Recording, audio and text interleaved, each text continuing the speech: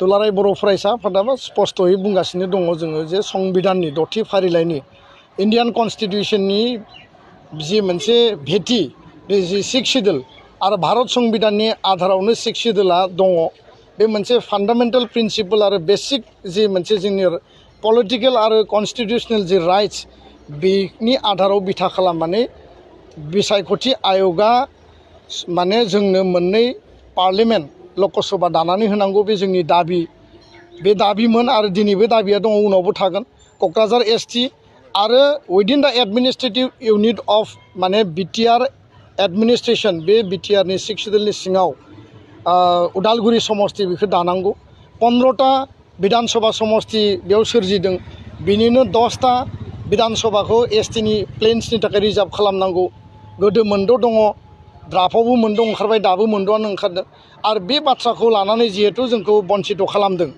माखासे बाथ्राखौ मानिदों माखासे दाबिखौ मानिनानै लादों जोंहा क'क्राझारखौ 2007 सनाव एसटि पिखौ उठायनानै होदोंमोन बा एसटि रिजार्भेसनखौ उठायदोंमोन बेखौ देग्लाय बाहाल लाखिबाय जोङो दाबिदोंमोन 14टा विधानसभा बिथांमोना 15टा विधानसभा जोंनो क्रिएट खालामनानै होबाय बे पार्टआ थिगानो दङ खिन्थु जोंनि जि डिउ राइट्स 6 शिड्युलनि भारत संबिधाननि जि मोनसे पलिटिकेल आरो कन्स्टिटिउशनेल जि राइट्स आरो इलेक्शन कमिशन अफ इन्डियाबो मोनसे कन्स्टिटिउशनेल बडि कन्स्टिटिउशन प्रभिजनखौ दहाय होनानैनो बिथांमोना समस्ति दानाय डिलिमिटेशननि हाबाखौ मावदों होननानै बुंदों गाइडलाइनाव क्लियार दङ खिन्थु दिनै जोंनि दाबिनाय बायदि उदालगुरि लकसभा बिथांमोना दायाबासिनो 6 शिड्युल नन 6 शिड्युल दरं उदालगुरि नाम होनानै जोंखौ नामजोंनो सन्तुष्ट खालामनो नागिरनाय नुदों बेखौ जों मानियाखै आरो बेखायनो गासै 13टा आफादफोरखौ लानानै जों जि सावरायदों मेम'रेन्डाम होदों लोगो हमदों हियारिंआव थांदों बेनि उनाव फाइनाल माने जि डिलिमिटेशना ओंखारबाय बेखौ लानानै जोङो फिन सावरायफिनबावगोन आइननि मा बेबस्था दङ बिनि सायाव जोङो गोथौयै गुवारै नायगोन आरो बे बाथ्राखौबो जों स्पष्ट बुंदों जे जोंखौ बेबायदि